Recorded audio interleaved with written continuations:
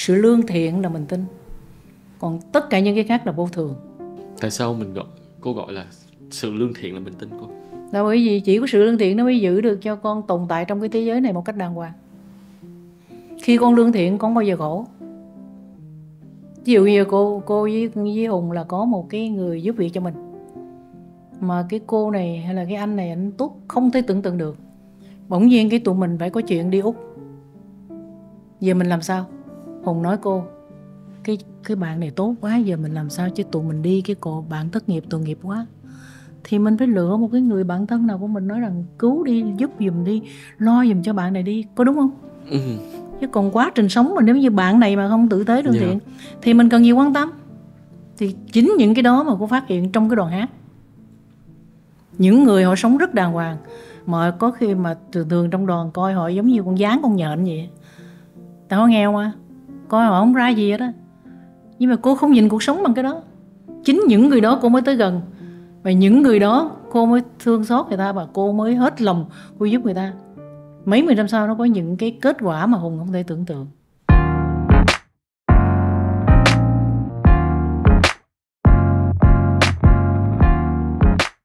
Xin chào mừng các bạn đã quay trở lại với Edutation mùa thứ 4.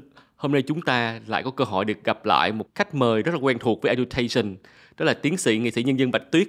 Được mệnh danh là cải lương chi bảo, nghệ sĩ nhân dân Bạch Tuyết năm nay đã gần 80 tuổi, vẫn đâu đó một lòng mong muốn vực dậy và làm mới cải lương, bởi nghiệp và nghề đã theo cô như hơi thở suốt cả một đời người.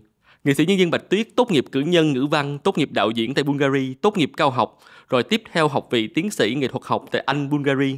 Trên mọi thứ bằng cấp, học vị, danh hiệu là một thái độ sống và làm việc không mệt mỏi. Bao niềm vui, nỗi buồn, cả những vị mặn của thế thái nhân tình đi qua cuộc đời sàn diễn lại là chất liệu sống, gom thành cái triết lý xanh tươi nhất cho nghệ sĩ nhân dân Bạch Tuyết mà cô thường hay nói: sống là cho và được cho. Thật ra con định hỏi cô, thật ra thời gian rồi con cũng bận quá. Thật ra con nói thiệt là con không có thời gian theo dõi được cái học viện cải lương. Con chỉ coi được mấy trích đoạn TikTok thôi. Xong rồi con nghĩ là con cũng nói với Dũng là nếu các bạn trẻ thú vị như vậy thì hãy nói các bạn mở TikTok đi. Bởi vì đó là cái cách mà để cho thế giới họ nhìn thấy những cái con người diễn cải lương. Thực ra là họ có nội hàm, họ có năng lực, và phải có điều gì đặc biệt lắm thì những cái bạn ấy mới lựa chọn cải lương. Và những điều gì đặc biệt lắm thì những bạn ấy mới tỏa sáng như vậy. Thì con nghĩ là cuối cùng cái chương trình thành công, con nghĩ là nhờ chính các bạn ấy, đúng không cô? Bởi vì những cái bạn ấy có cái nội hàm như vậy nên tự động mọi thứ nó sẽ được bộc lộ, tự động nó sẽ được tỏa cái sáng. cuộc sống nó có quy luật. Thì đầu tiên là con phải có cái idea, phải không? Ví dụ như con nấu bếp trong một cái gia đình nào đó, thì người chủ sẽ nói với con là hôm nay là đãi khách đó, khách đó, khách đó đó, ông nấu đi, chứ tôi không ra món. Thì cái nấu đó là con có trách nhiệm nấu nè. Mà như vậy thì cái công chuyện của con là gì? Đi chợ, coi coi bữa nay cái gì mà nó tươi. Chứ mình không có một cái ý định trước đó mình sẽ mua cái gì. Là vì cuộc sống nó không như mình muốn. Đến chừng con ra đó rồi con thấy trời cá tươi quá, thì mới nghĩ cái việc gì đó mình nấu có cá. Rồi thậm chí đi chút xíu thấy trời thịt bò, rồi thấy tôm, thấy đồ hải sản quá tươi vậy, thì con mới nghĩ tới cái chuyện là nó sẽ ăn món gì. Thì vấn đề của cái tiếp theo cái idea đó là sự sắp xếp. Nhưng mà con phải có cá tươi. Thì hồi nãy con nói mấy bạn thí sinh đó, thì cô nói rằng cái giám đốc công ty Thiên Lộc này nè, không biết nói năng với người ta sao mà mấy bạn trẻ người ta tin tưởng mà các bạn gia nhập mà đi học. Thì cái from the beginning đó là cái đó quan trọng. Tại vì con phải có đồ ngon thì con mới nấu ra được món tươi, món ngon, vật lạ. Từ đó con suy nghĩ đúng. Thật ra này cô cho nói... nên cô mới nói rằng ví dụ như con đầu tiên thôi thì các bạn cảm ơn mình, cảm ơn có học viện cải lương để cho các bạn phát triển này kia, các bạn này nọ. Nhưng một cái thứ hai tiếp theo đó là những người tổ chức cái chương trình đó phải nói với các bạn rằng chúng tôi biết ơn các bạn, là vì nếu không có các bạn thì chúng tôi không biết nói chuyện với ai, mà cũng không biết dạy người nào. Và cuộc sống là sự biết ơn nhau. Thật ra con để trước khi nói tiếp cái chuyện mà biết ơn nhau á cô, thì ra con có nghe được một cái ý á, là cô nói là thật ra mình ra chợ để xem hôm nay cái gì tươi, đúng không cô? Cá tươi hay là hải sản tươi. Thì có phải là bởi vì thông thường chúng ta hay khổ là vì chúng ta luôn cố gắng kiểm soát không cô? Và khi mọi thứ nó không có diễn ra đúng như cái mong đợi của mình thì chủ quan. Trong khi đó là cái thời tiết đó, mình sao chủ quan? Có thể lúc hôm qua con đi ngủ, con tính sáng đi chợ, thì sáng thức dậy là trời đã mưa từ hồi 4 giờ. Bắt buộc con phải có một cái phương pháp khác, có một cái sự thay đổi khác, có một cái dữ liệu khác để thay thế. Còn này mình nói không, sáng mai tôi nhất định sẽ phải đó. Thì nhưng mà ông trời có chịu lòng đâu.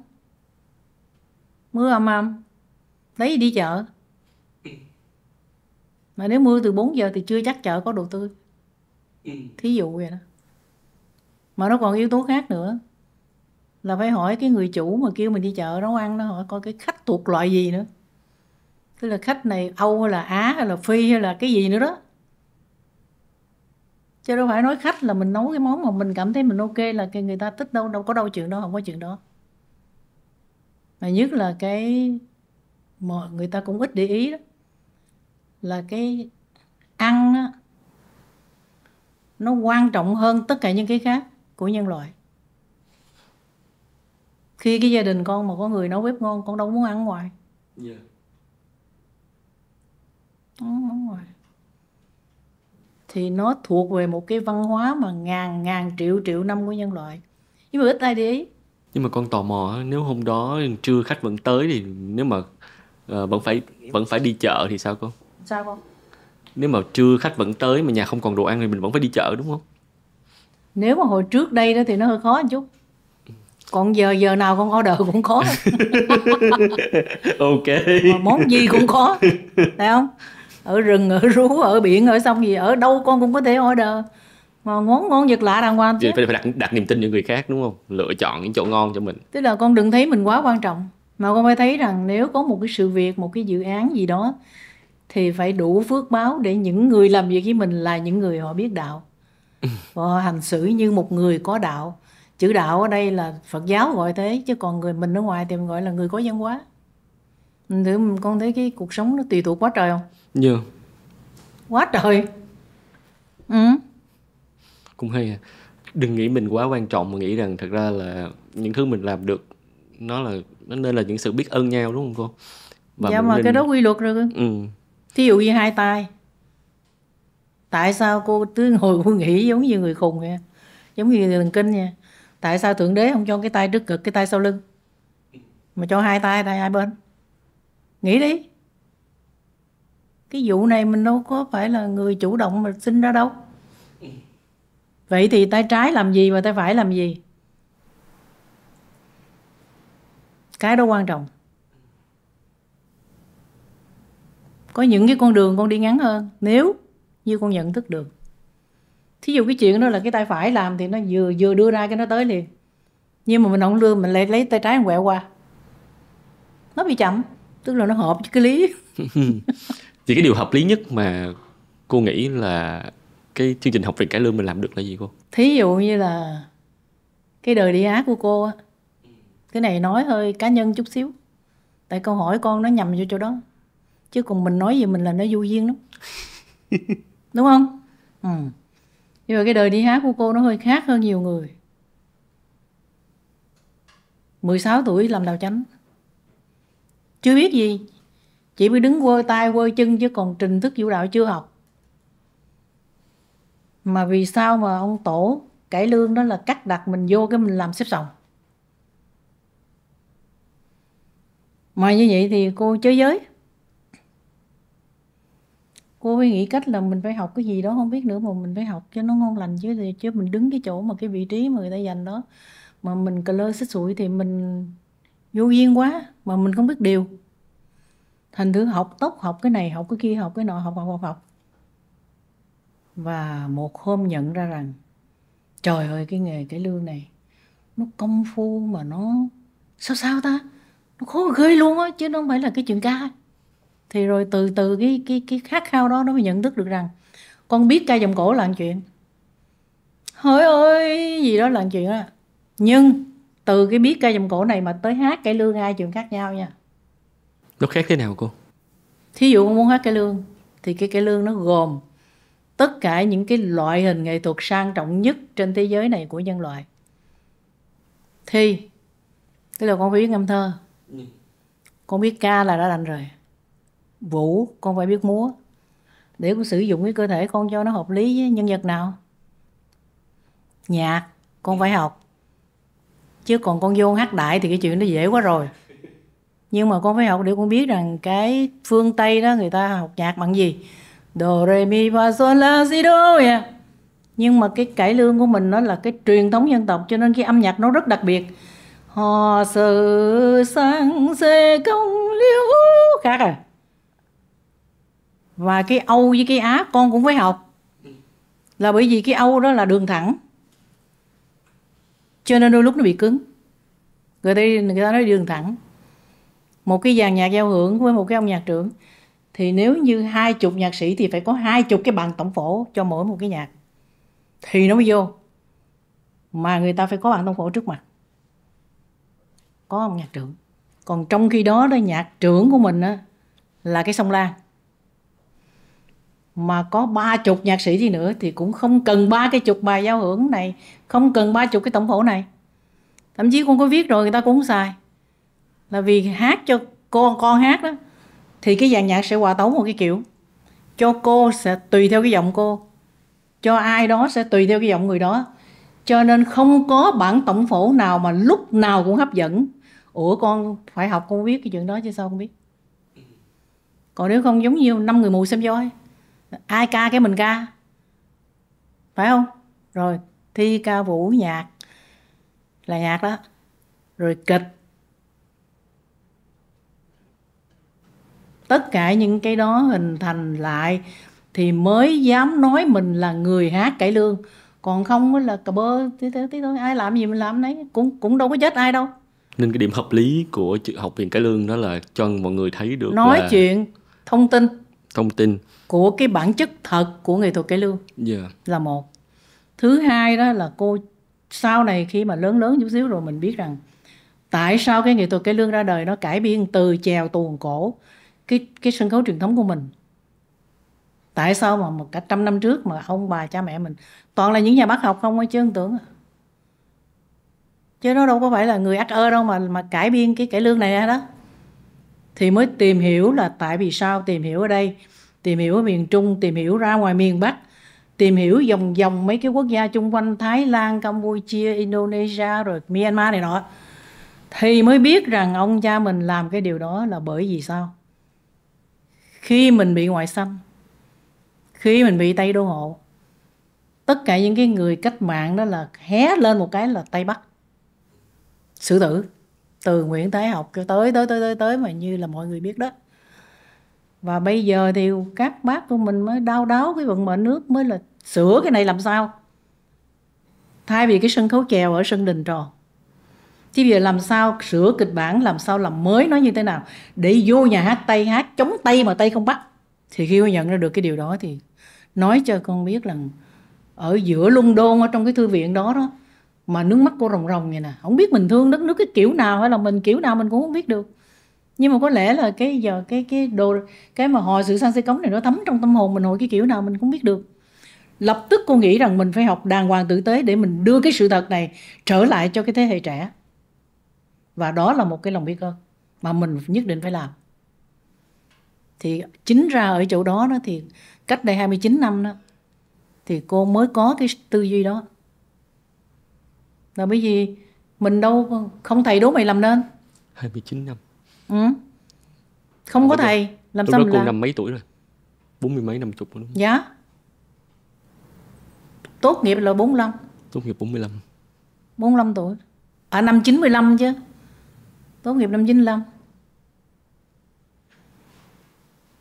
Mà cái ngày đó cái luận văn của cô là nó người trong nước không hiểu. Thành thử mới nói cô là ủa hát cải lương mà làm gì, đi học tiến sĩ làm quỷ gì. Mà chỉ vì người ta không hiểu thôi. Thành thử mình không trách người ta được. Mà Cái ý nghĩa của cái luận văn đó, sự thích nghi của nghệ thuật sân khấu dân tộc cổ truyền các quốc gia Đông Nam Á nha, với điều kiện sinh hoạt của khán giả thế kỷ thứ 21. Và trong đó kết luận xanh dờn luôn. Nếu như thế kỷ 20 khán giả đến với sân khấu, thì thế kỷ 21 sân khấu phải tới với khán giả. Thì bây giờ con thấy sân khấu không? Mọi thứ tác phẩm này kia, mọi thứ cái tổ chức này kia là đưa lên YouTube, đưa lên TikTok. Giờ đưa lên TikTok này nè. Chứ còn ai rảnh mà ngồi coi 3 tiếng đồng hồ ở rạp. Cô đồng thời cô nghĩ lên đó có phải vấn đề không? Vấn đề. Nhưng mà vấn đề đó là vấn đề của thời đại. Là vì không có cái gì mà không thay đổi. Không thay đổi mới kỳ á. Người ta khổ là tại vì người ta thấy thay đổi, người ta tưởng mình trong trên. Nhưng người ta còn một cái vế nữa mà mình ít nhận ra đó. Nếu mà không có thay đổi thì mọi việc nó mọc một hết. Cái gì mà con sắm ra rồi để chỗ con thấy không? Nó một. Và cái đầu mình nó mau một nhất á, là vì những cái tế bào não đó nó bắt buộc nó phải làm việc liên tục thì nó mới develop, nó mới phát triển một cách bình thường. Còn con không cho thông tin mới vô, con mắt không có chụp những cái hình mới để đưa vô trong não để bắt nó phải làm việc, bắt nó suy nghĩ, bắt nó phải có dữ liệu mới, thì nó bị đớ. Mình tự ngủ.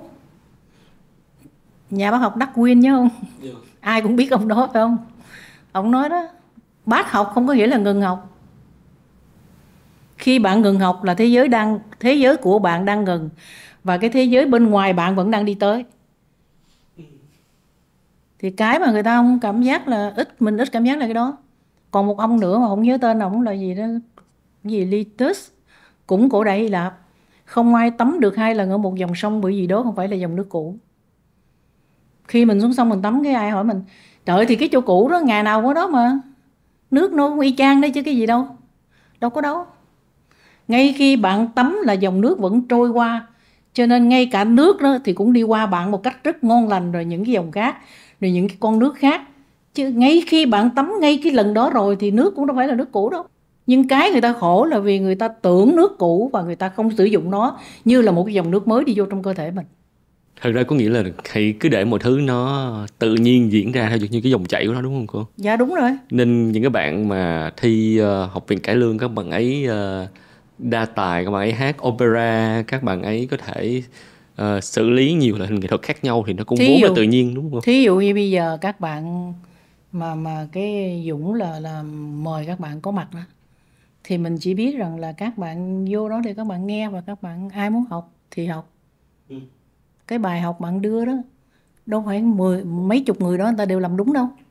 Có người vì hoàn cảnh này là một tuần tập có 1 ngày, có người thì không có hoàn cảnh nào đó không biết nữa mà 7 ngày mà học, đó là 7 ngày tập đàng hoàng tử tế. Rồi có nhiều người thì ca hay nhưng mà nhịp không hay. Có nhiều người thì ca không hay mà đẹp. Tức là ở trong đó nó có bao nhiêu con người chứ nó có một cái nào mà copy với ai đâu. Cho nên bạn cũng sẽ không biết rằng các thí sinh này thuộc về như thế nào. Nhưng khi ở trong tay bạn và bạn quan sát thì giống như mấy tụi cô hồi mà bầu gánh đó, người ta dòm thấy con vậy đó, giọng ca vậy đó, dáng dấp vậy đó, thì mới nhờ tác giả viết cái vai đó cho con. Mà người khác có ca hay hơn con đi nữa cũng không làm được. Thí dụ con rùa là phải con rùa, cho nên phải viết cho cái con rùa nó phải chậm. Rồi con thỏ là phải viết cho con thỏ nó rột rẹt. Chứ mình không thể nói rằng trời ơi rùa ơi sao mày chậm quá, tao thấy ớn mày. Con cũng không thể nào mà nói một cách vô tình mà trời ơi con thỏ mày chậm chút xíu coi tao mệt quá. Không có. Nếu con chờ đợi cái điều đó, tự con làm khổ mình. Mà đó không quy luật. Còn cái đúng là cái thay đổi giống như con nói. Tức nếu mình thấy đó là con rùa thì hãy viết một cái vai cho cái con rùa. Và tất cả những cái đó nó sẽ phải, nó tự động nó sống cái nó thành ra vậy, chứ không phải vì mình bẻ nó mà nó thành. Làm gì ai bẻ ai mà thành đâu trời.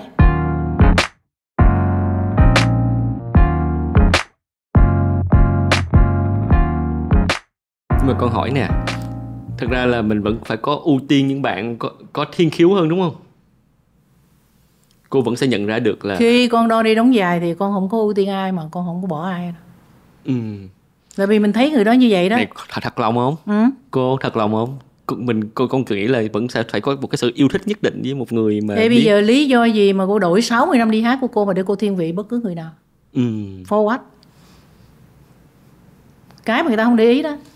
Tại vì 60 năm đi hát của cô mới có giá trị, chứ còn tất cả những người này mình dạy mà mình cũng đừng có hy vọng quá. Tại vì mình hy vọng quá rồi người ta không đáp ứng được đòi hỏi mình, cái mình bực mình. Cô là không chơi cái đó. Nhưng mà con vẫn tò mò á, con vẫn muốn hỏi khó cô á, là ví dụ có như là đâu. màu giọng thì cũng phải nghe ra những cái màu giọng. Con vừa nghe ra một cái màu giọng là con biết người này sẽ đóng vai này hay. Chứ con không thể đưa người này giọng này mà cái bài khác. Thậm chí cái cổ nhạc của mình nó đặc biệt ở cái chỗ là thí dụ như giọng của Hùng thì cái người nhạc sĩ mà giỏi đó sẽ biết rằng cái anh chàng này đó cho cái đờn kìm lớn hơn hay là đờn guitar lớn hơn hay là đờn violon lớn hơn, chứ không phải giọng người nào vô cũng cao cũng tứ. Mình thấy đầy cây đờn hết nhưng mà đâu phải ai cũng muốn đờn gì đờn. Con nói thí dụ giọng của cô nó nũng nịu, thiên hạ thường nói là Bạch Tuyết điệu đó, mà cái này là cha sinh mẹ đẻ ra chứ mình biết điệu là cái gì. Thì ở trong cái giọng hát của mình nó bỗng nhiên nó có một cái gì đó nó nhũng nhịu, nó cái gì không biết nữa. Thì bất cứ khi nào mà cô thu giọng cổ thì luôn luôn có cái đờn guitar happy end.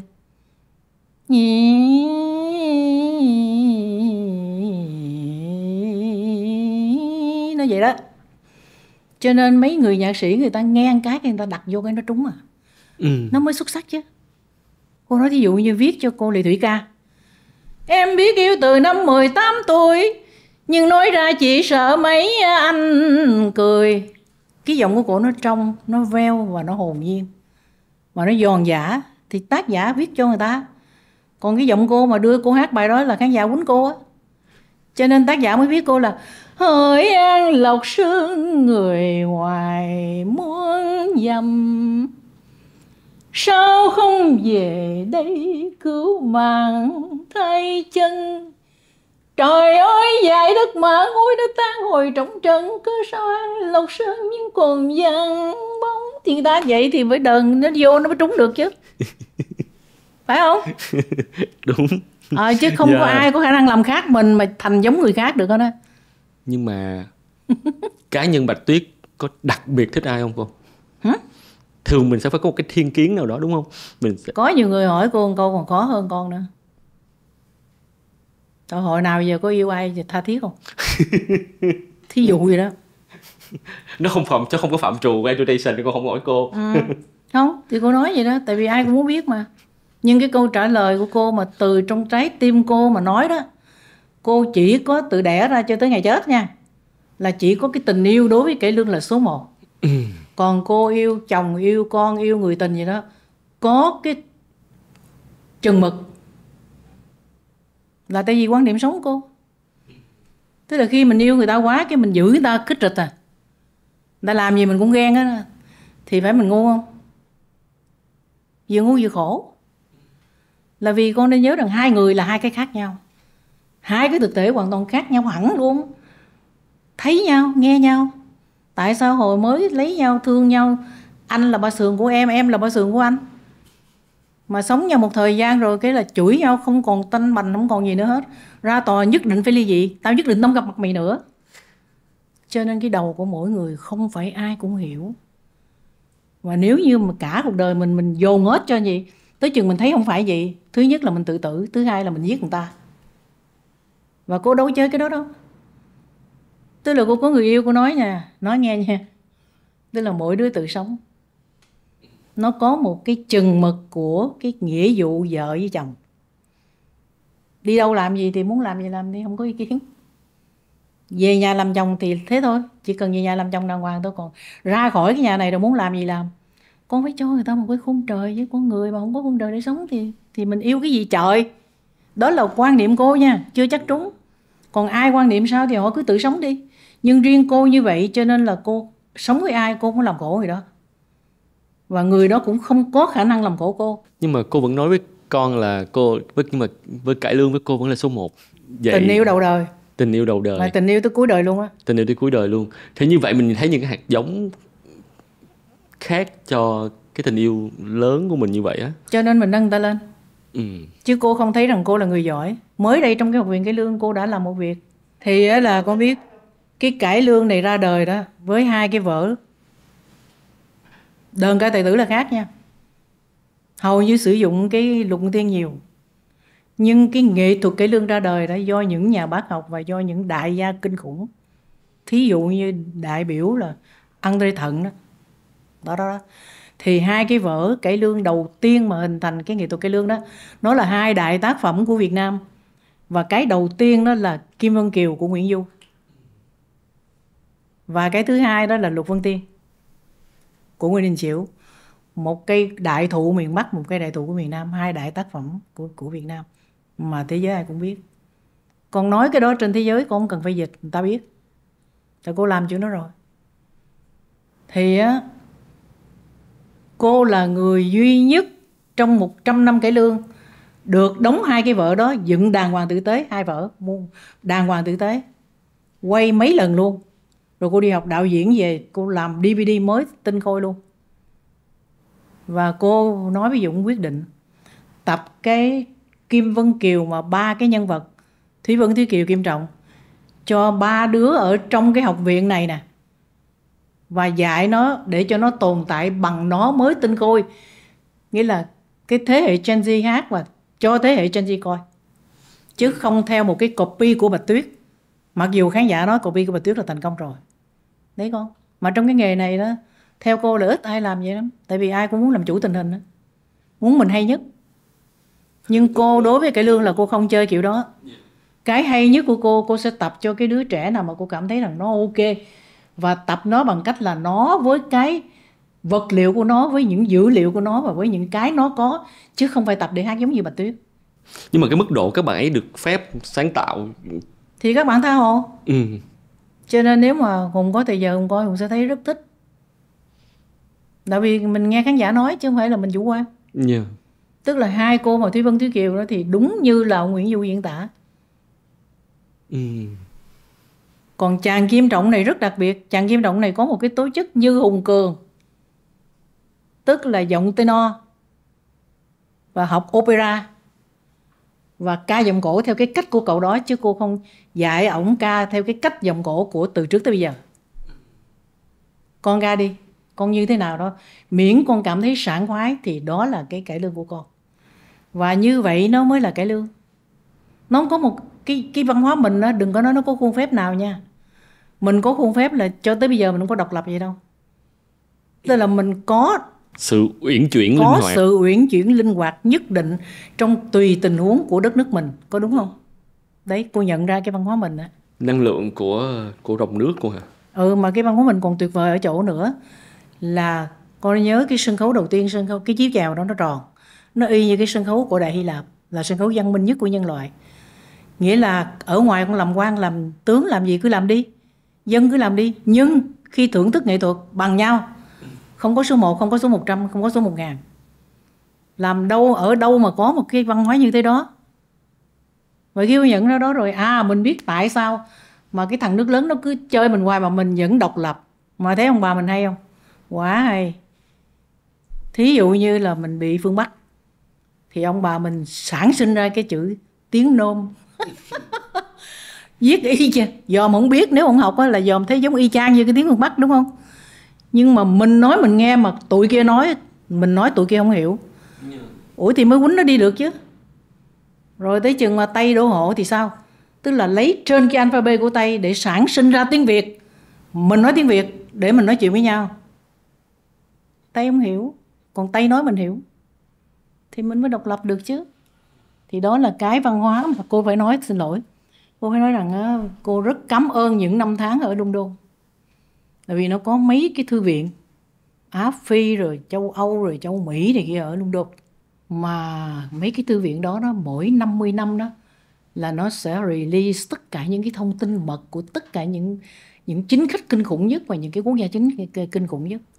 Ở đó cô đọc được những cái bí mật đó.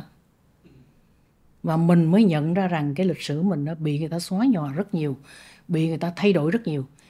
Nhưng bây giờ mình muốn kiếm về lại cũng không có khó. Mà mình làm người, mình có một kiếp mà sao mình không kiếm. Và từ đó ta trở lại cái học viện cải lương đó. Tôi cũng mới có ý định rằng cho dù như thế nào đi nữa đó, thì cũng sẽ làm một cái việc để mình nói một cách chính thức rằng cải lương là như thế này nè. Và cái gạo chợ nước sông mà đôi khi người ta nói cái lương sến và cái lương dốt nát đó, là bởi vì trong bao nhiêu năm mà thăng trầm mà chống giặc đó, thì ông cha mình lại được một cái hay nữa đó, là dùng cái hình thức này để cho tụi kia nó không theo dõi được. Là bởi vì một cái gánh hát của bạn dọn từ bến này sang bến kia, từ Bến Tre rồi đi đò đi chẹt gì đó, đi qua Vĩnh Long, từ Vĩnh Long đi đò đi chẹt gì không biết, đi qua An Giang, làm sao tụi mật thám nó theo. Cho nên mới giấu được những cái người anh hùng của Việt Nam chứ. Cho nên cách mạng mình gọi là độc lập đất nước thì nó mới hình thành được chứ. Và nếu mà cái gánh hát đi như vậy thì hỏi Hùng đó, trường đó mà học. Cho nên sống lâu lên lão làng, con Hùng rồi cháu Hùng rồi cứ lớn lên rồi cứ tập ca vậy thôi, thấy không? Mà ca hay hát giỏi thì nổi tiếng vậy thôi. Rồi lâu dần cứ tưởng đâu là cái nghề mình là gạo chợ nước sông là chuyện mình dốt nát. Thành thử mình không có cách gì mà để nói với cái thế giới rằng không, tôi thực sự cái màu của tôi là cái này. Để con quay về chút thời trẻ của nghệ sĩ nhân dân Bạch Tuyết đi. Nhưng lúc mà con cứ nhớ cái chi tiết là 16 tuổi đã là đầu chánh đó cô, thì con cũng nhớ một cái câu nói của người xưa, đó là thiếu niên đăng khoa tất bất hạnh đó. Còn gì nữa? Cô có cảm thấy điều đó không? Quá có. Nhưng mà cô lại không, cô biến bất hạnh đó thành ra hạnh phúc. Thì bây giờ cô kể cho con nghe cái bất hạnh trước tiên là gì? Là thí dụ như thế là người ta nhìn thấy con, người ta tưởng là con biết hết, nhưng mà hóa ra là mình ngu hết. Vậy thì phải làm sao để khắc phục cái ngu của mình. Nội ra không cũng mệt rồi. Cho nên người ta không hiểu tại sao mà cô chỉ có cô không có bạn đồng nghiệp, cô cũng không có chơi ai, mà cô cũng không có chuyện gì á. Tức là cứ đi hát 3-4 năm, cái nghỉ cái đi học khoảng 3-4 năm. Có một thời gian dài nhất là nghỉ đi học 7 năm. Thế nhưng mà đặc biệt một cái là sao khán giả không quên. Mà sau đó lại nghĩ lại rằng sở dĩ khán giả không quên là tại vì mỗi lần con trở lại là đều con cúng dường cái mới cho cải lương. Cô dùng từ hay ha, cúng dường hả cô? Cúng dường cái mới. Tại vì con đi kiếm này, con đi trồng cây này, trồng cối này, trồng này trồng nọ hết. Thì trong khi trồng đó con phát hiện là nó có một cái cây rất là quý. Thì con mới trở lại, con mới thưa với quý vị rằng ở đây có một cái cây rất là quý nè. Và cô mới phát hiện một cái quy luật là trong cái nghề mà tác phẩm nghệ thuật này nè, tức là cái gì không biết, nhưng mà khi mà con mới là người ta đi theo. Con thấy không? Giống như con kết hợp cái Về Nghe Mẹ Ru, nó mới, nó vẫn hát ca giọng cổ, vẫn vô giọng cổ, vẫn nhạc, có cái gì đâu.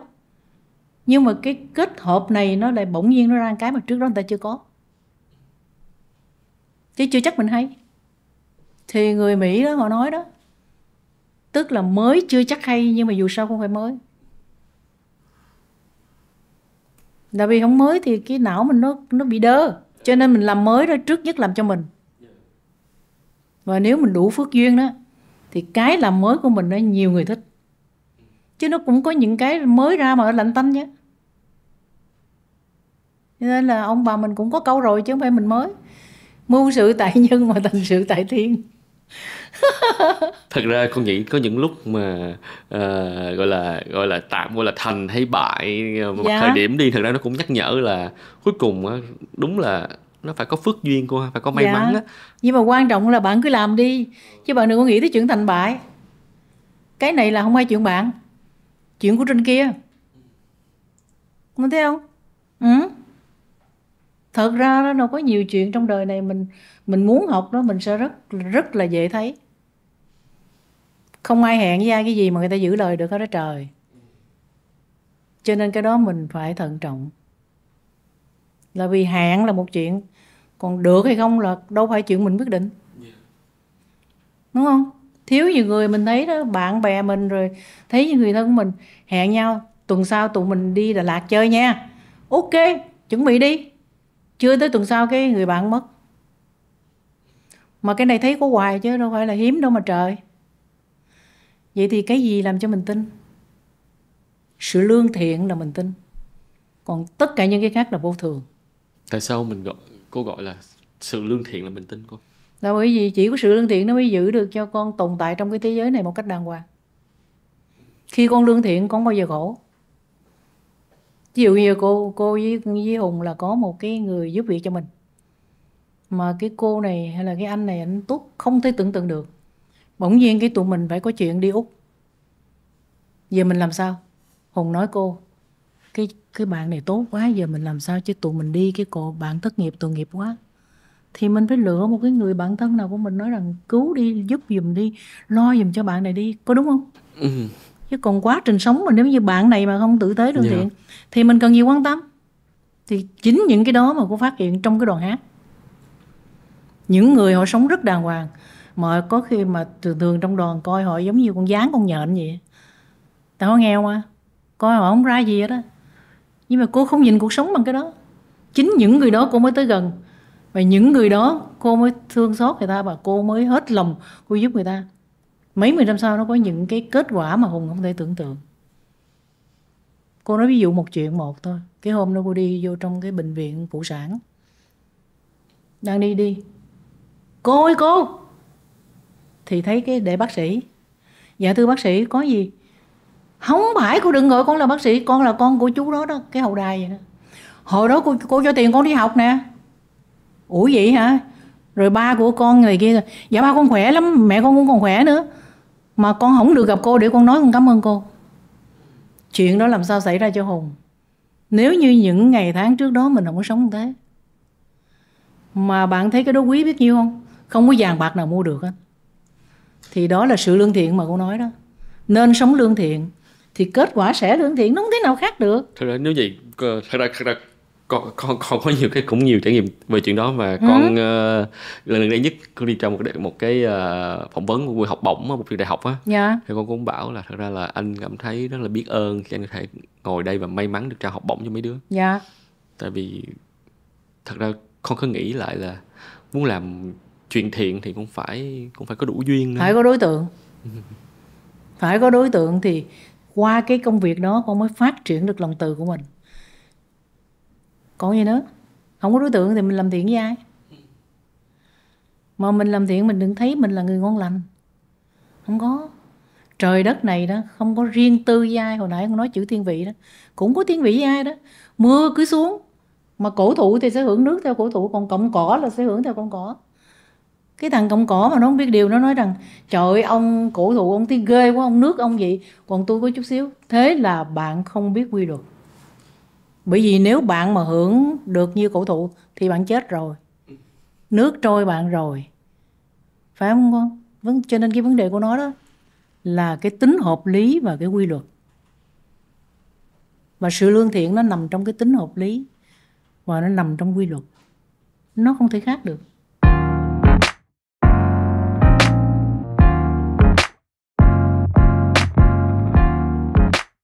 Nhưng mà làm sao để một con người họ biết và họ cảm thấy hạnh phúc khi họ làm cổ thụ hay là làm một ngọn cỏ cô? Thì làm sao họ để họ nhận biết được chuyện đó, làm sao họ cảm thấy cái sự trân trọng chính bản thân của họ ở cái vai trò đó?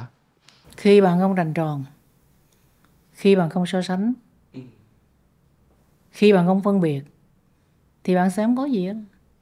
Khó quá không cô? Thật ra tưởng khó nhưng mà cô thấy dễ hơn là mình làm ác đó. Tại vì cái kia nó hồn nhiên.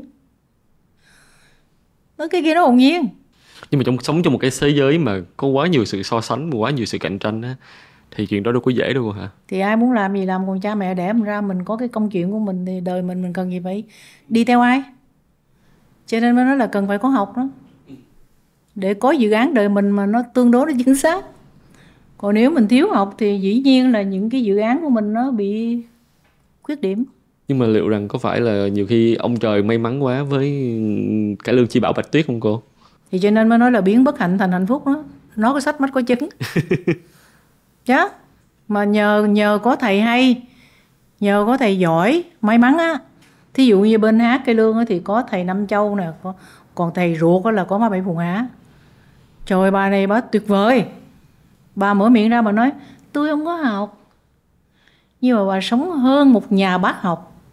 Cái cách sống của bà đó không cần giải thích. Người ta chửi bà rầm rầm, nãy con nói vụ chửi đó, người ta chửi bà rầm rầm, có người nói lại, nói luôn đích danh nói người.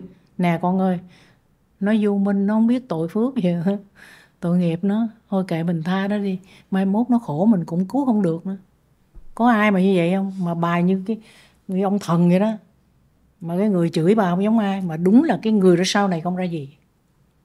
Mình theo dõi, mình thấy cái quy luật là nó vậy đó. Mà bà, cái lòng bà như vậy đó. Lúc mà bà ở trên chùa Nghệ Sĩ á, thì lúc đó là cô có một cái điều kiện và cô có một cái nhà mới đẹp lắm ở trong cái khu mới của người ta, giống như bây giờ mấy cái khu nhà mới vậy nè. Cái cô mới đưa bà vô, má vô với con đi. Đi tới đi lui, má con tặng má cái nhà này đi nha, má ở đây cho má sướng, rồi con kiếm người lo cho má này nọ.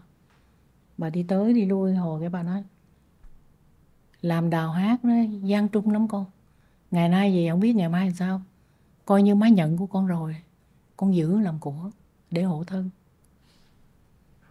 Má ở trong cái chùa đó má an thân, tại vì ngày xưa má có bỏ tiền vô Hùng với mấy anh chị để cất cái chùa này, cho nên bây giờ má về má ở, chứ nếu không có làm cái đó má không ở. Bà hay quá cô ha. Có một người thầy làm một cái sanh phần 20 mấy năm, mà 20 mấy năm sau chết nằm đúng cái sanh phần đó, thì hỏi con làm sao? Hiếm lắm.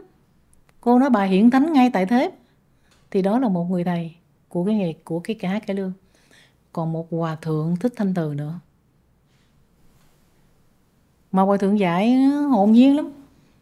Con đang ở Đà Lạt, có người Sài Gòn gọi Đà Lạt đang mưa hay nắng? Nếu mưa con nói đang mưa, nếu nắng con nói đang nắng. Rồi, chứ còn nếu mà nói mưa, ta nói mưa gì mệt buồn chết gì không có gì đâu được. Cái thứ hai, thông tin đó không cần. Rồi xong nói nắng, trời ơi nắng nực muốn chết gì, ở máy lạnh mà còn đổ mồ hôi, thì cái thông tin đó cũng không cần. Mà đó là con tu. Trời, gặp thầy vậy con gì nữa. Mà cái bài kệ của hòa thượng thì mất kinh nè. Chiếc thân tư đại khói, giờ vậy đi vô đưa theo cái rồi khói lên. Sinh hoạt thế gian mây. Cô với con ngồi nói chuyện như vậy, đứng lên hết xong. Giờ cô muốn gì thấy này thì coi lại phim hoặc là coi nghe kể lại. Thành công khối nước đá, thất bại chùm bọt tan, nhục dinh bong bóng nước, thương ghét hạt sương mai, khổ vui trong giấc mộng, lành giữ bóng chim bay. Tháng ngày cái chớp mắt, còn mất nước trăng lay, chung cuộc cơn gió thoảng, viên mang bầu trời trong. Ghê không? Vậy đó mà sao mình cũng phải thành cái gì để chứ. Còn có một con chó trong thiền viện mà nó khôn, mà nó biết tu, nó này nọ gì ghê lắm. Cái xong cái một hôm nó chết, trời, mấy sư cô khóc quá trời, phải không? Sư ông không có nói gì nữa, sư ông cho bài kệ. Còn động, còn ấm còn ta, động dừng ấm dứt thì ma ra đồng, thở than khóc lóc não lòng, thức thần theo nghiệp hết mong trùng phùng. Ông chú mình đó, bà mẹ mình đó, bà dì mình đó, là mình kêu. Nhưng mà nằm rồi thì con thấy sao? Khiêng thấy ma ra đồng, chứ có ai kêu biểu kêu ông chú hay là bà dì ra đâu trời. Cho nên lúc sống thì tử tế với nhau đi. Rồi người ta chết bất ngờ đó, mình không có bị khóc. Tại vì cái gì tốt nhất là mình cũng đã cúng dường hết rồi, mình dâng hiến rồi. Còn chết thì giờ đâu phải con mới hiểu rất rõ thêm nghĩa từ cúng dường cho cải lương nha. Dạ. Mà con thấy không, thì bây giờ người ta chết rồi, lúc sống mình sống không ra gì, chết rồi mình cúng gì trời, cúng gì mình xạo. Thật ra mình cúng rồi mình đem dọn xuống mình ăn, chứ có người ai nào ăn đâu. Cho nên sống phải thật, còn không mình sống ảo. Mà sống ảo mà biểu kết quả thật thì làm sao thật được. Đó là cô dạy cô nha, chứ cô không có dạy ai đó. Cho mình tỉnh. Cô hay quá cô à. Sao vậy? Cái câu đó là vậy, cô không dạy ai, hay quá. Làm gì đâu có ai giống mình đâu, phải không? Người ta sinh ra ở một môi trường nào đó thì người ta sẽ lớn lên với cái thói quen đó, mà mình không nên trách người ta. Người xưa nói đó, có ai chọn dỗ sinh ra đâu. Đúng là con còn phải tu tập nhiều quá cô à. Trời. Con luôn cảm giác là cái mỗi lần làm một cái điều giống như thế này nè, đi nói chuyện với cô rồi với các anh chị khác á, thì ra là bản thân làm vì mình trước tiên rồi, cảm thấy là rất rất là hạnh phúc. Mượn ý của cô là kế một người thầy như vậy thì cũng phải học được chút gì đấy chứ. Không, mình đủ phước duyên thôi. Giống như là cái siêu năng lượng đó nó cùng tần số. Cho nên giống như nếu mà cái track của con mà là 220 đó, thì cắm cái đèn 220 vô nó sáng trưng. Nhưng nếu mà con cắm 110 thôi thì nó tù mù. Nhưng mà nếu cái track của mình mà nó là 110 đó, mình cắm 220 vừa cắm vô cái nổ bụp. Nó phải có một cái chung. Cái mình mới thích ngồi với nhau, mình mới thích nghe nhau. Cho nên mình đừng có y là vì mình nói hay mà người ta nghe, không phải. Người ta có sẵn rồi. Con đồng ý. Dạ, chứ không thôi mình tưởng là vì nhờ có mình cho nên người ta mới tốt đó. Thì cái đó mới lạ đó. Cái đó mới là kỳ đó. Không đúng quy luật. Chứ còn để ý đi, cha mẹ đẻ ra 5-6 đứa mà tại sao có đứa đàng hoàng, có đứa cà chớn. Mà đứa đã gặp đứa đàng hoàng thì nói là trời, cha mẹ dạy khéo ghê vậy. Ta nói nó thành công. Ủa rồi vậy cái đứa mà nó không thành công thì ai dạy? Cho nên cho tới bây giờ cô không có nhận là một trò nha. Cô không để cho ai kêu cô bằng thầy đó. Tại vì con phải có sẵn cái của con cha mẹ đẻ ra. Thành thử cái sự biết ơn con phải dành hoàn toàn cho cha mẹ. Cô chỉ là cái người khơi cho con biết rằng tôi thấy ông có một cái hột xoàn kìa, ông đeo đi. Tôi thấy ông có một cái chỉ vàng kìa, ông đẹp quá ha, sao ông không đeo đi? Chứ cô không có khả năng cho con một cái loại vàng hay kim cương của cô mà giống như con, không có. Cũng giống như cô nói hồi nãy đó, cứ như trời đất, trời mưa không có mưa cho ai riêng đó. Mà nước vô ai thì người đó hưởng thế thôi. Ai hứng nước kiểu nào. Mà nói cho cùng là nước thôi đó, cũng đâu có riêng đâu. Tức là biển bốc hơi nhiều quá cái mưa xuống. Mà mưa xuống thì mưa trên núi nè, mưa suối chảy róc rách nè, phải không? Rồi ra sông nè, xong rồi ra biển nè, rồi bốc hơi lên. Cái tuần hoàn đó làm sao thay đổi? Mà sao mình đặt tên mình chi vậy trời? Cứ để tự nhiên đi. Thì con nhẹ lòng thôi. Và vậy, sự lương thiện nó cũng tự nhiên vậy đó. Vậy cô phải dặn dò Dũng cho kỹ cái này vậy đi. Ông anh chàng này dặn dò cô. Thằng đó nói coi, xin lỗi kêu bằng thằng. Cái đó kêu bằng thằng. Mà nó, ông đó ông tu còn hơn cô nữa đó. Cô phải ngưỡng mộ. Trời, con thấy vậy đó, chứ còn nhịn 40 ngày như không. Hay á. Hay quá cô thiệt. Cho nên nhiều ngoài đời có nhiều người ta giỏi hơn mình dữ lắm. Cái đó cô nói có sự thật đó. Nó có mặt Dũng luôn. Đừng chảnh. Thấy không con? Thì mình giỏi này người khác giỏi cái khác. Dạ, tất nhiên là có cái khác dở. Nhưng riêng cái chuyện đó thì cũng đã có làm nhiều tiền kiếp rồi. Chứ hỏi con là nhịn 3 bữa là té rồi. Con này nhịn 40 ngày như không. Có ngon mốt cười lắm. Tính nhịn nhiêu Dũng? Tính nhịn 49 ngày cho tới ngày 40 đó, bỗng nhiên đi ngang thấy thèm xôi quá tôi ăn đại. Mà rất hay. Cô đó đừng có áp lực vậy đó. Đừng có đặt ra cho mình bất cứ một cái áp lực nào. Tại mình có ai nói cho mình biết mình sống tới đâu đâu. Mà con thấy không, mà cái dòng đời nó ghê lắm. Nó y như một cái chuyến tàu mà nó không có ga đầu, không có ga cuối. Tức là tới một cái chỗ, cái ga, thấy có vài ba người xuống, vài ba người lên. Nhưng mà cái ý mọi người nói có cái ý nó cũng khác, cũng hay mà cô. Cái là kiểu như là có kỷ luật thì mới có tự do, đúng không? Thật ra nếu mà Dũng đến được 49 ngày cũng hay mà. Thì mỗi người ta có một cái luật của người ta, chứ mình sao biết luật của người ta. Tự mình khỏi áp lực được ai hết trơn á. Ai sống gần mình càng thân chừng nào đó thì mình càng đừng để ý nhiều chừng đấy, để cho người ta hồn nhiên. Thấy không? Thí dụ như người ta có 20 ngày, ta đi về, ta giặt quần áo, ta máng lên rồi dọn dẹp này kia. Bỗng nhiên người ta có 5 ngày, ta có gì đâu không biết nữa. Đi về quần áo thảy dùng đó này kia, thì mình xếp giùm đi.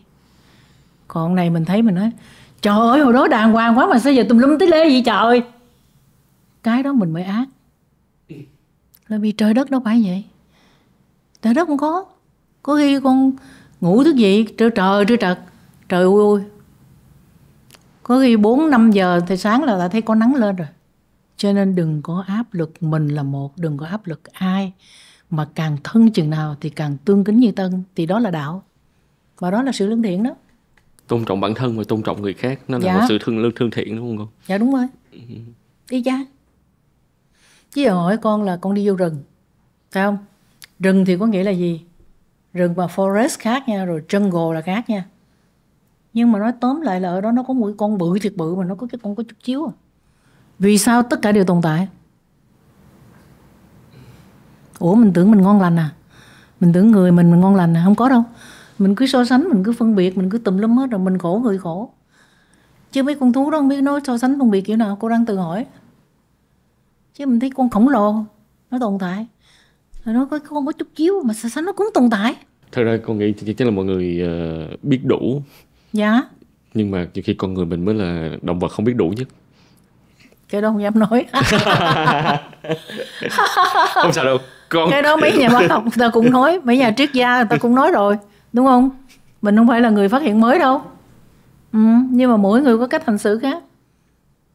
Nhưng mà con nên nhớ rằng khi mà người ta thấy con tốt quá sức tốt á, tốt lạ đó, thì người ta giết rồi người ta mới thờ. Tại vì con người không muốn mình lầm về tâm lý á. Đâu làm gì có một thằng tốt dữ vậy trời. Thằng này nghi quá. Cái miệng mình á, cái miệng mình tạo ra đủ thứ nghiệp chướng. Trong Phật giáo có câu hay lắm, cái cụm từ á, nghiệp chướng nặng nề tham giận kiêu căng si mê lầm lạc. Là vì nó bắt đầu cái này là nó sẽ kéo theo một cái dây như đó. Mà hồi lúc mình bắt đầu mình đâu có để ý, con thấy không? Tới chừng mà cái dây đó mà nó kéo ra mà nó nở bông nở hoa, mình nói trời ơi tôi muốn làm gì mà sao tôi khổ dữ gì đó trời. Có làm mới khổ chứ. Chứ không có Chứ làm là mình không biết mình đã làm cái gì thì rồi. tại mình quên. Tại vì mình đâu có cái kiến mình coi mình đâu. Nội cái nhiều đây tôi con thấy mình chủ quan tới mức nào. Mình thôi nha, chứ khoan đừng nói tới ai đó. Con thấy mình đứng trước cái kiến thế nào mình cũng cười một cái à. Mình dòm thấy mặt mình kỳ quá đó, cái mình cười cái này cho thấy cái mặt đẹp.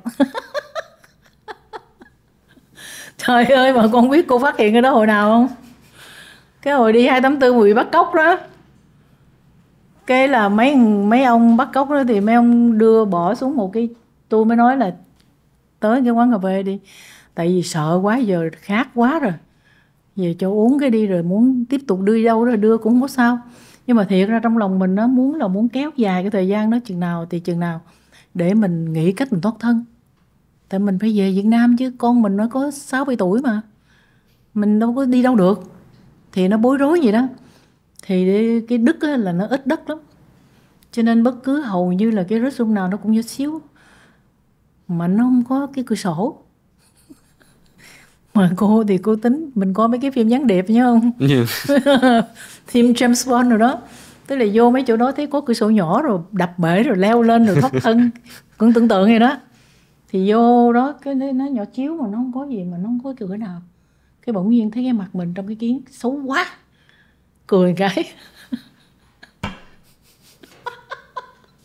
Cô nói trời đất ơi, trong dầu sôi lửa bỏng mà còn cười nữa.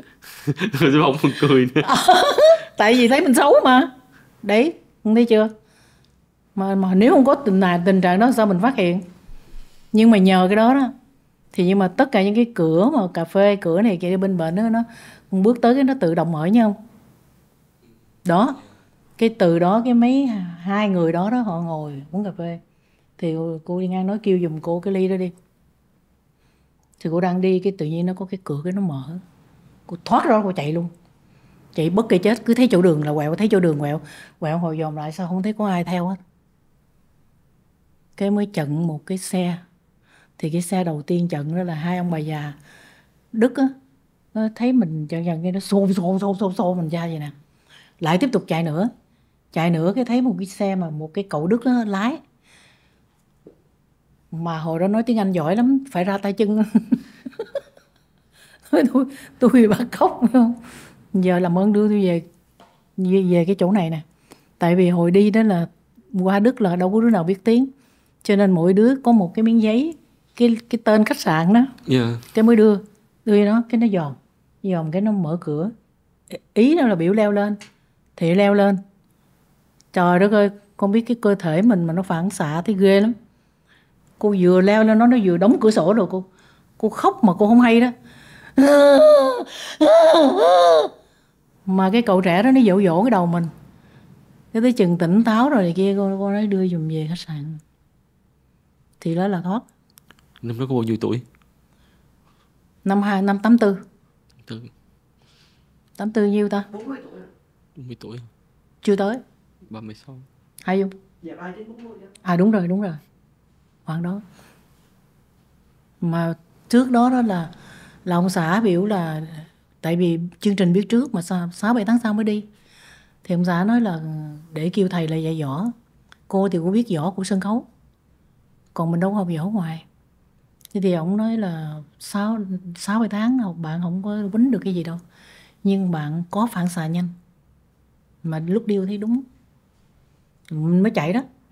Nhưng mà đúng là mình ở gần cái người khôn nào đó mình cũng đỡ. Ít nhất là người ta nói đúng. Đấy, tức là cuộc đời nó có những cái tình cờ vậy thì mới phát hiện ra chứ mình đâu có giỏi giang gì không.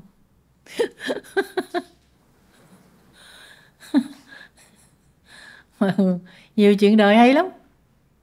Mà nhất là trong cái lương á.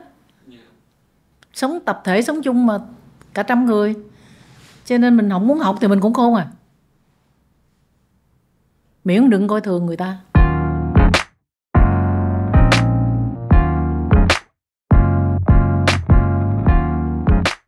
Con thắc mắc là cô không có nhận học trò gì ngày xưa. Những thế hệ trước cô có nhận cô là học trò? Không nghe má Bảy nói vậy đó. Nhưng mà má Bảy nói nhiều câu hay lắm. Má dạy con mà má học con đó. Là tại vì á, cái sức trẻ của con nó không có tiền nào mua được á. Cho nên con không cần phải nợ nần gì má. Nhưng mà lúc đó mình nghĩ là bà giống như là bà khiêm tốn á. Nhưng tới sau này khi mà cô đi dạy một số bạn rồi thì mình mới thấy cái đó. Mình đi dạy nhưng mình không phải là thầy. Dạ. Tức là mình truyền cái thông tin cho người ta. Con cứ nghĩ là mình là người truyền thông tin để cho cái cuộc đời của mấy bạn đó cái nó bớt gian nan. Nhưng mà trong cuộc đời này không phải ai nghe thông tin con ta cũng làm đâu. Cho nên con lấy tư cách gì là nhận làm thầy. Ví dụ có mấy người đi cái nói là ông đi chậm chậm chút xíu, đằng kia có cái hố. Thì hố tránh chứ làm dữ gì. Có người vậy đó. Rồi có người nói trời, hố làm gì. Vừa đi vừa cười vậy cái lọt xuống hố. Rồi có những người đó vừa nghe nói hả, ủa có cái hố đó hả anh, có hố hả chị, trời cảm ơn quá nha, thôi vậy để em tránh đường khác. Đó là đời. Thành thử cứ cho thông tin rồi mọi người ta sống sao, người ta cũng trúng với người ta.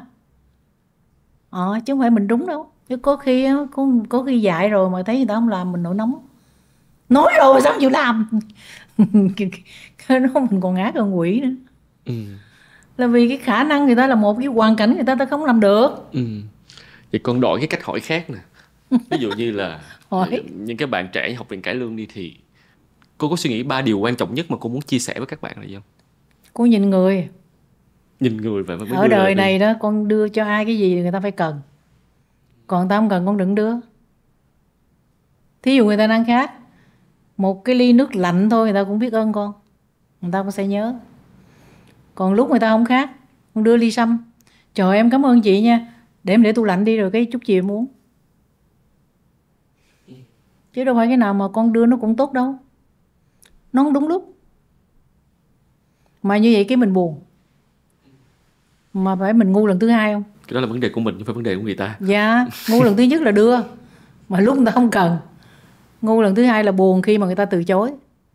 Cái đó mình tự làm mình ngu thì mình buồn ráng chịu.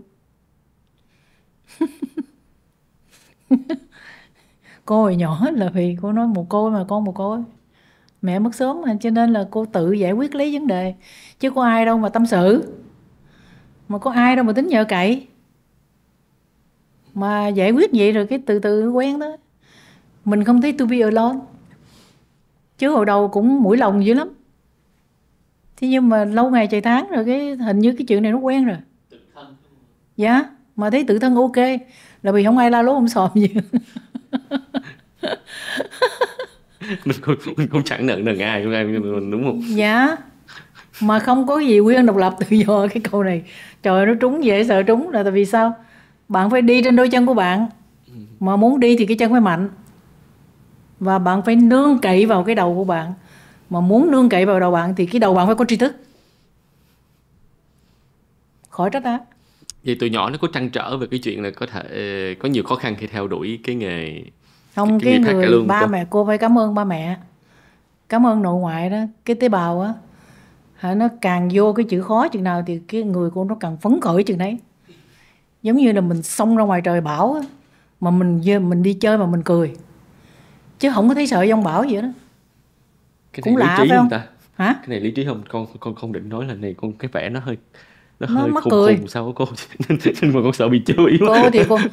Cô thì cô tự nói mình á thần kinh có vấn đề. Thần kinh của vấn đề vậy.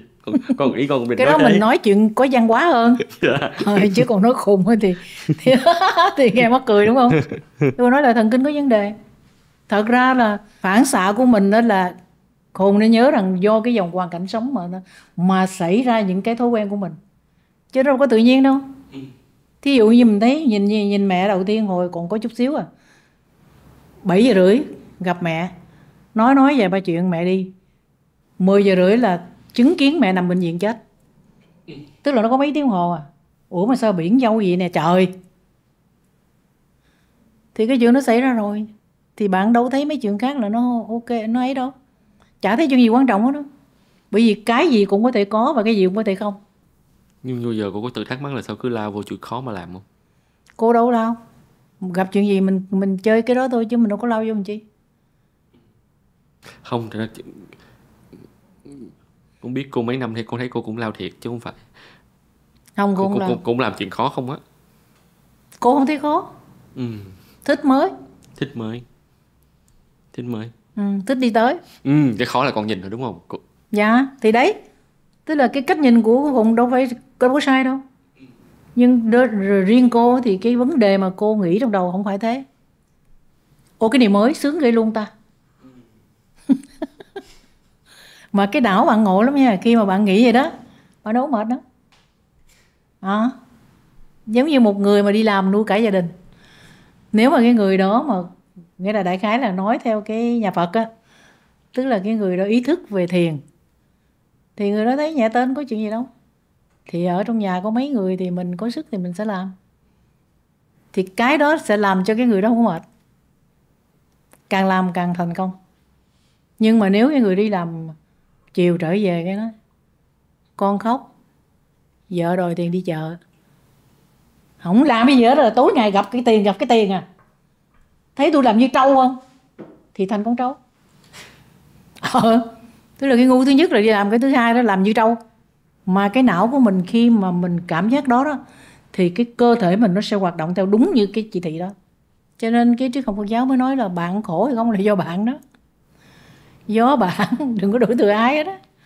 Bởi vì khởi nghĩ mà như vậy thì cái cuộc đời nó nặng lắm. Còn nếu mà mình không khởi nghĩ như thế thì mình nghĩ rằng ở nhà mình có người có sức nhất thì mình làm đi ta. Mình đỡ nhọc nhằn gai thì mình càng tốt thôi, mà nhất là người thân mình nữa. Thì cái chuyện mà đi làm kiếm tiền nhẹ hẹo chứ không phải làm như trâu. Con nghĩ cái đoạn này nên cắt TikTok rồi phát 100 chỗ. Này viral nè. Hay không? Thấy không? Người ngon lành đó, vừa nghe cái biết liền con thấy không? Tại vì mọi người than quá, mọi người khổ quá. Dạ. Trước tiên là mình đừng nghĩ mình là nạn nhân đã. Dạ. Thì mình sẽ là nạn nhân. Tại vì mình mở miệng mình ra nói mà. Thì 40 con quỷ đó nó sẽ đi theo. Tại sao 40 con không? Tức là thiện với ác đó, không có cái này thì sẽ không có cái kia. Không có mặt ban ngày thì sẽ không có ban đêm. Cái ánh sáng mà ban ngày đó nó bổ sung cho cái đêm tối nó tối hơn. Cái này học về thiên văn học. Thì nghe mấy ông nó nói gì đó, hiểu không? Con để ý rồi, nãy giờ cái gì mình nói là nói thiên văn học này, nghe ông ấy nói nè, cái cô ấy nói nè. Chứ mình đâu có giỏi mà mình tự suy nghĩ đâu. Mình đâu có phải giỏi đến cái gì mình cũng biết đâu. Mình phải nương cậy chứ, đúng không? Cũng giống như thế, con về quy luật đó. Nếu như mà Hà Nội, thành phố Hồ Chí Minh là bình yên thì con nhớ rằng nó phải có mấy cái hang như Sơn Đòn, nó phải có cái mà gì đó, cái cái gì ta, mình có mấy cái hang mà nổi tiếng đó, mà không có mấy cái hang mà hốc đó đó, làm gì mà có mấy cái chỗ bình yên trời.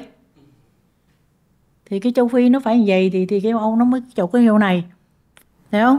Cái này mà ai cũng biết mà. Thành thử không có cái gì tự nhiên. Và tại sao mình trở lại cái chuyện biết ơn? Bởi vì một ngày bình yên đó thì phải cảm ơn những nơi khác không bình yên mình mới được bình yên. Mà đó là cái luật tuần hoàn. Không có lỗ đen mặt trời sao sáng. Không có được rồi nha. Không thể. Thì cái hồi nãy nói tại sao uống ngũ quỷ thì mấy nhà bác học phát hiện. Tức là nó theo cái kinh Kim Cương của Đức Phật á, hồi Ngài mới đầu dạy mình á, thì là biểu làm thiện đừng làm ác, phải diệt ác. Nhưng cái kinh cuối cùng Ngài nói rồi mà Ngài nhập diệt á, là kinh Kim Cương á, thì Ngài nói rằng không có thiện là sẽ không có ác và ngược lại. Bởi vì nếu nó không có mà đối kháng á, thì nó đâu có ra lửa. Mà nó không ra lửa thì nó đâu có chuyển đổi. Thành thử mình nghe tiếng nổ là cái không khí đang khác.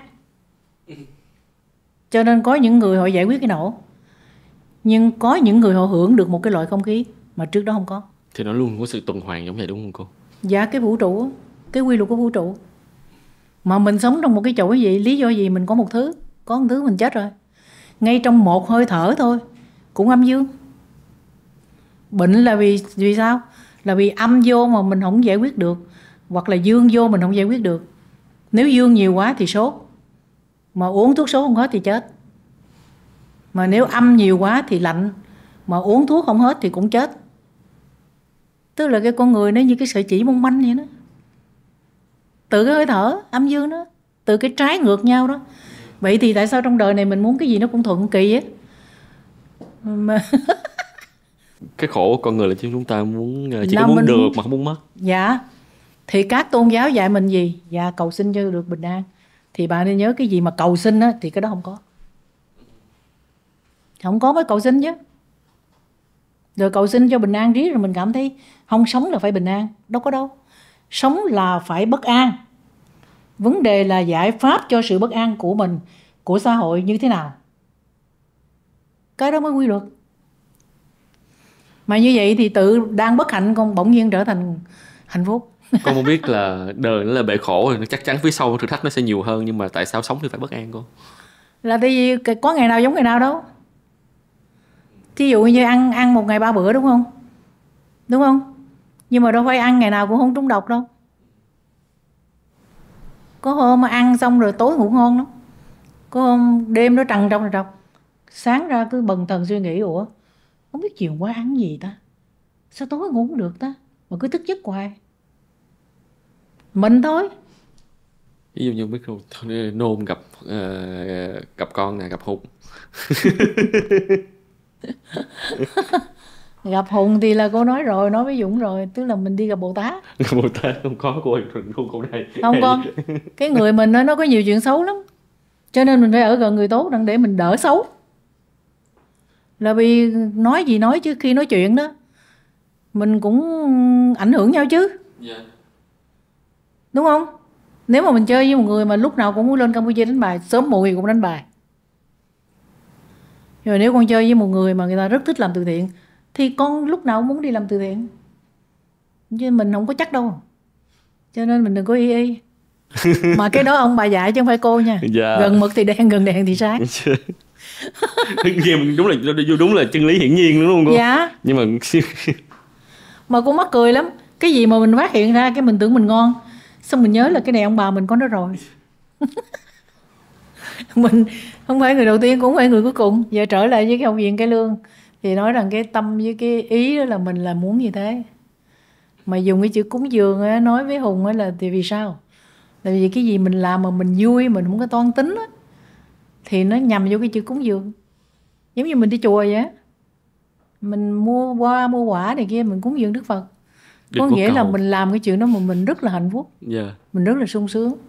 Thì cái việc của cô với lại các bạn của cái Học viện Cải Lương làm đó, bởi vì cảm thấy trong 1 tiếng đồng hồ mà mình giúp cho các bạn trẻ được cái gì đó, thì là 1 tiếng đồng hồ đó bản thân mình rất hạnh phúc, và bản thân cái tế bào mình nó chuyển đổi, nó không bị lỗi. Cho nên mới nói là biết ơn nhau đó. Mà mình cũng không phải giỏi đâu nha Hùng nha, tại vì nó có cái người ta đi trước rồi thì mình nương theo đó mà mình suy nghĩ, mà mình thấy hợp lý thì mình đi theo. Cô nói thí dụ như thế là cái tốc độ, cái tiết tấu đó của một cái vở của cái học viện sân khấu nó cực nhanh, thì cái đó là trên cơ sở nào?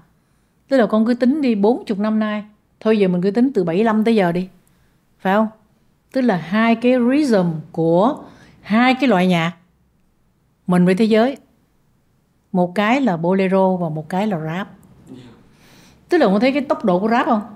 Đến nỗi người trẻ mà nghe rap là phải có sập thái thồ, chứ không thôi nghe không biết chị, không biết nói cái gì, nó nhanh quá. Và nếu như cái tốc độ nhanh như thế thì cái nhóm Gen Z này mà nó mê cải lương thì nó mê cái gì? Cái đó không ai thấy. Mình không thể rề ra rỉ rả mà giống như hồi trước mà ngồi mà ca mà giống như là bolero. Nếu mình làm cải lương mà giống như mấy chục năm trước mà cải lương với bolero giống nhau vậy thì mình tiêu rồi. Cho nên cái nhóm trẻ mà Gen Z nó phải có những cái tác phẩm để cho Gen Z thích coi nó, thì cái đó mình mới làm. Và cái đó là cái mà tất nhiên là không phải là ai cũng hiểu, nhưng vì mình nắm được cái mấu chốt đó, cho nên những cái tác phẩm mà của Học viện Cải Lương ra đó là rõ ràng là nó trend. Nó không giống như cái chuyện con làm mẹ ru rồi làm cái tia sáng cuối cùng kiểu giống vậy đó. Lúc nào nó cũng có lý do đặc biệt để lúc nào cũng là cải lương và rap. Dạ. Mà người ta cứ nghĩ rằng rap với cải lương là không có đi nhau. Trời, sao lại không đi nhau? Không có một cái quốc gia nào trên thế giới này mà không có rap. Mình hồi xưa đó mình gọi là gì? Nghe vẻ, nghe ve, nghe về thì kia rồi thằng bồng có câu gặp mo. Phú ông xin đổi bò chín trâu, bồng đồng một nhẫn đổi trâu, cho đổi số cá mè, bồng đồng một nhẫn đổi mè, phú ông đổi mè của liêm, bồng đồng một nhẫn đổi liêm, phú ông xin đổi nắm xôi mình bộ cười. Cô nói thí dụ này, ủa cái đó không phải rap à? Không có một cái quốc gia nào mà nó không có một cái rhythm rap. Mà rap thì tiếng Anh mà dịch tiếng Việt là gì? Rhythm and poetry. Ủa chứ cái gì mà về nghệ thuật đó thì con nên nhớ rằng cái nhân loại nó có những cái đường link với nhau, chứ nó không khi nào riêng đó. Là vì cho dù con nói tiếng Anh, tiếng Pháp, tiếng Mỹ, tiếng nào gì đó không cần biết, nhưng buồn vui như nhau. Buồn cũng muốn tự tử, đói cũng muốn đi kiếm ăn, đúng không? Giận thì cũng muốn quýnh người ta, giận quá thì cũng giết người. Cho nên những cái tính cách đó của nhân loại nếu nói giống nhau thì cái rhythm của nhân loại phải có chỗ gặp nhau. Mà cô suy nghĩ thế, cho nên mình mới mạnh dạn mình làm, chứ mình không có làm ẩu tả, mình không có làm đại. Thì như vậy đó, khi mà con khởi đầu một cái dự án như thế đó, mà nếu như mình trả lời được tất cả những cái việc đó, thì cái việc thành công mà đang tự nhiên có nó sẽ là 50%.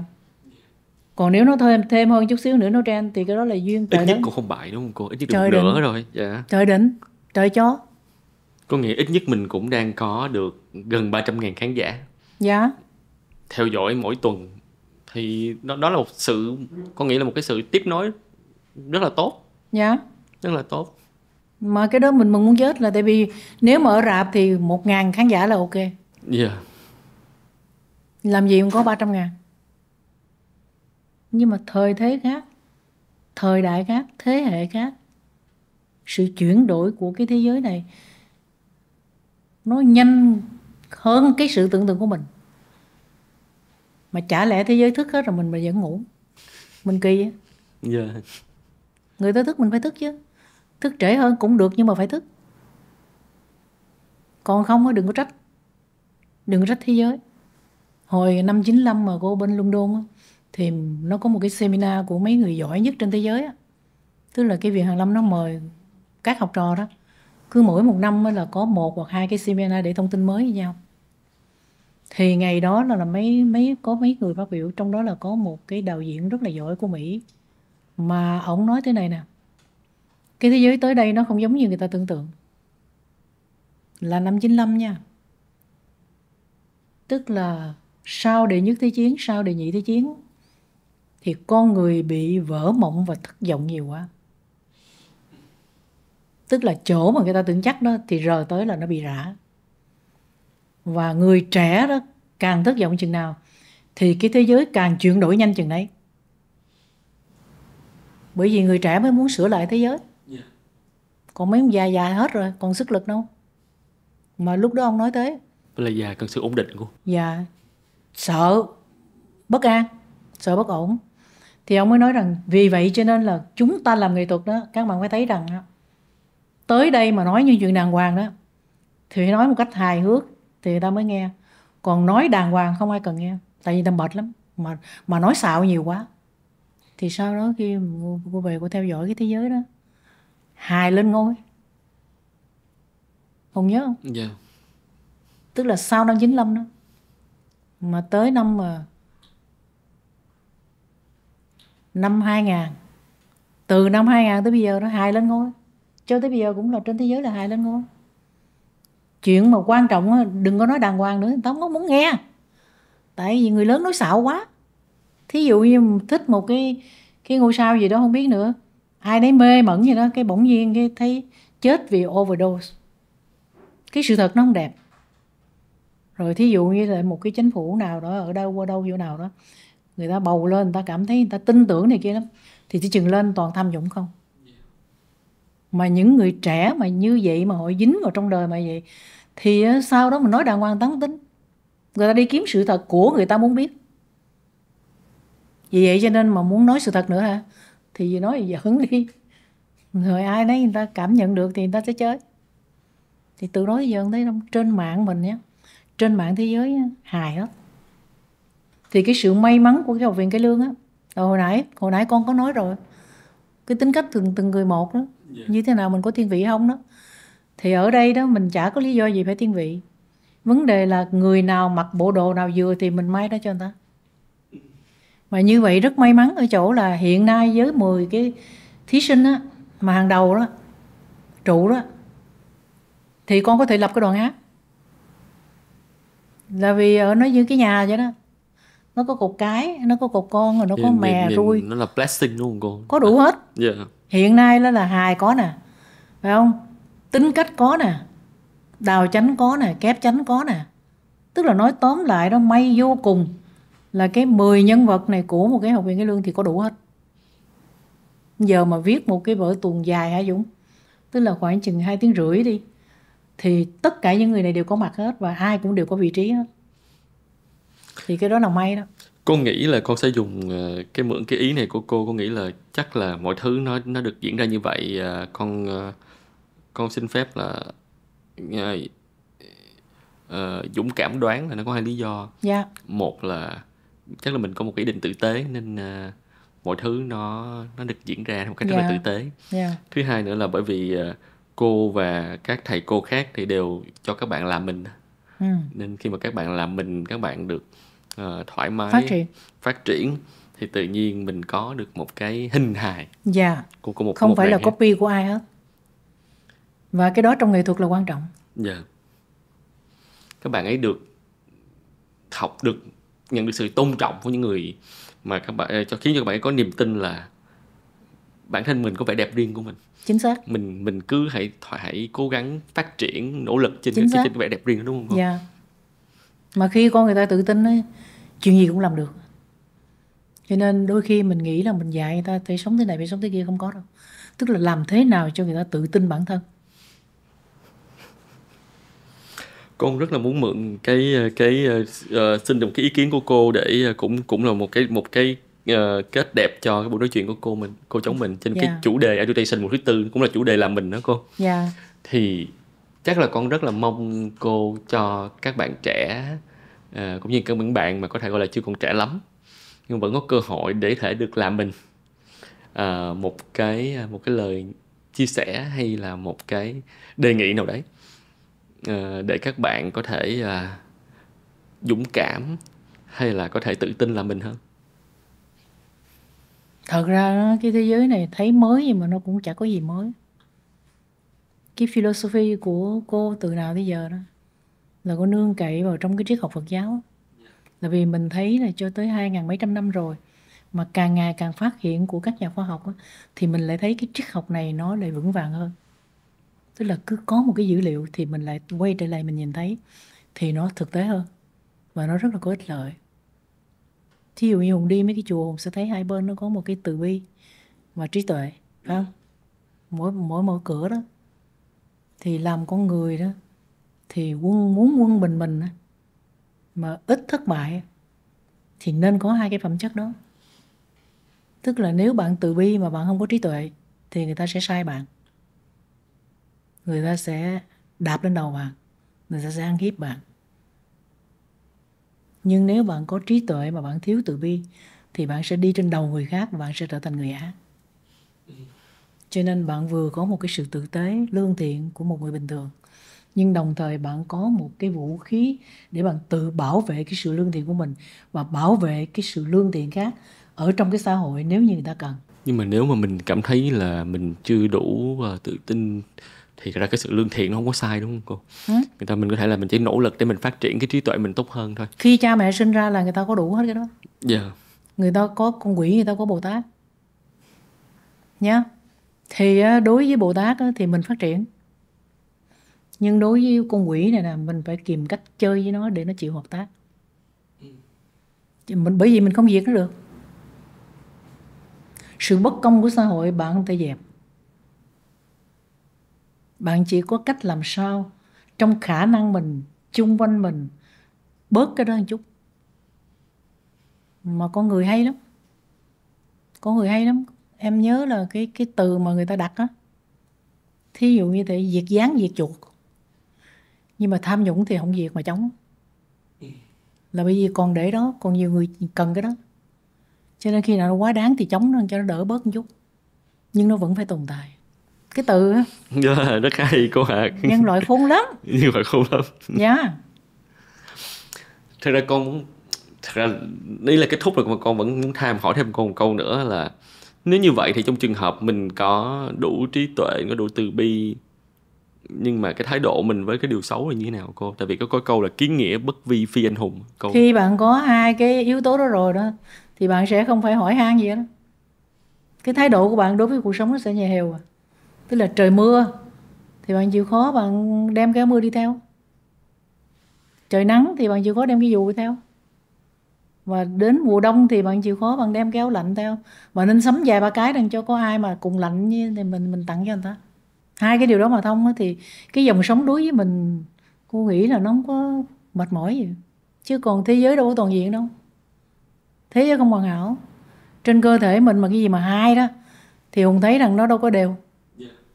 Hai con mắt không đều, hai cái chân mày không đều, hai cái lỗ của cái mũi này cũng không đều, hai cái mép môi cũng không đều nha. Tại cô Thô Son cô biết mà. Một bên thì mình vừa kéo một cái nó tròn, một cái bên kia kéo cả tiếng hồ nó trầy, nó trật nó kia vậy. Là trang điểm để cho nó đều đúng không cô? Thì mình phải cố gắng để cho nó. Thí dụ như con mắt lớn con mắt nhỏ, đâu có người nào hai mắt giống nhau đâu. Cho nên là đi hát nó rất là khó. Một con thì vừa gắn vô cái nó đẹp, còn con kia gắn vô rồi phải có một miếng keo dán lên cái đẩy lên gì cái nó mới chịu bự. Thì cái đó mình phải tự biết. Con rất là nó có những việc bình thường mà nó không bình thường thấy không? Dạ. Dạ. Ai cũng có một cái lỗ đen mà phải tự giải quyết. Trời ơi, mỗi người là tự giải quyết cái lỗ đen của mình là muốn trầy trật muốn chết. Nên không nhu cầu để giải quyết cái lỗ đen của người khác đúng không cô? Làm sao con có khả năng đó. Thứ nhất con không biết cái lỗ đen của người ta nằm đâu. Mà cái đó có muốn biết cũng không biết. Cô nói thí dụ như thế, mấy đứa con mà mình nói nãy đó, mấy đứa con sinh ra trong một cái gia đình đó, là vì đâu có phải sinh một lượt 5 đứa đâu. Có đứa sinh rồi trong khi mà sung xê mỹ mãn rồi đang làm ăn giàu có, rồi có đứa ra đời trong lúc mà đang làm ăn thất bại, rồi có đứa ra đời trong lúc mà cả hai bên không muốn có, muốn phá mà phá không được.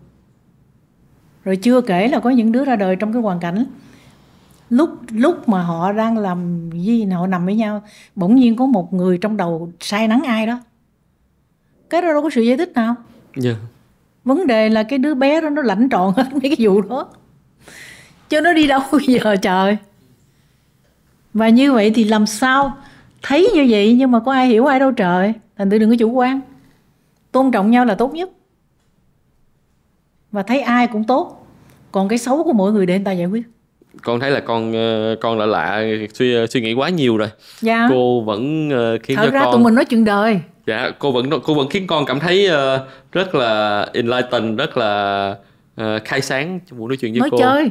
Con rất là biết ơn cô và con xin thay mặt ekip của chương trình, ekip của Edutation và cũng như những bạn khán thính giả mà có nhân duyên coi cái nội dung trò chuyện của cô cháu mình và tìm thấy những cái điều lấp lánh trong buổi nói chuyện này, thì con thay mặt mọi người rất là biết ơn cô. Thì nói rồi, nói biết ơn cô rồi cho cô nói lại là cô thay mặt cái Học viện Cải Lương và cô hết sức là biết ơn cái lặng lẽ trong một cái sự mà giúp đỡ rất hiệu quả của con, để cho cái tiếng nói cải lương nó trả được cái ơn đối với ông bà cha mẹ mình, đối với các tiền bối cải lương. Và cái điều đó không phải ai có đủ duyên mà có thể làm được. Thì nhưng mà con đã tự động, con làm người nghĩa khí để con giúp cho cái Học viện Cải Lương thực hiện được một phần nào đó những cái khát vọng cũng như thể là cái công ơn của cha ông ngày xưa hình thành ra cái nghệ thuật cải lương trăm năm.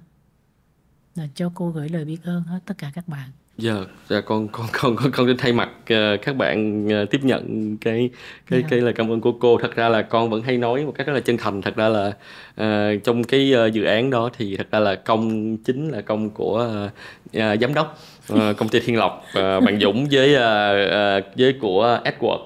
Và cả một người bạn của Việt Nam, một bạn người Livio, người Ý.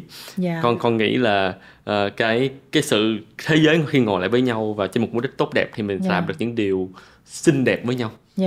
Mình làm cho thế giới lại gần nhau. Mà nó quan trọng là mình thể hiện cái lòng biết ơn đối với những người đi trước. Cảm ơn con. Cảm ơn tất cả mọi người. Con rất là cảm ơn cô, rất là cảm ơn khán thính giả của Edutation đã theo dõi cái buổi nói chuyện của cô Hùng với tiến sĩ nghệ sĩ nhân dân Bạch Tuyết. Và Hùng tin là mọi người sẽ tìm được rất là nhiều cái cảm hứng trong cái phần chia sẻ của cô, những cái câu chuyện, những cái triết lý rất là đời, và bản thân cá nhân Hùng cũng rất là biết ơn khi có buổi nói chuyện này. Con rất là biết ơn cô. Cảm ơn. Xin chào và hẹn gặp lại các bạn.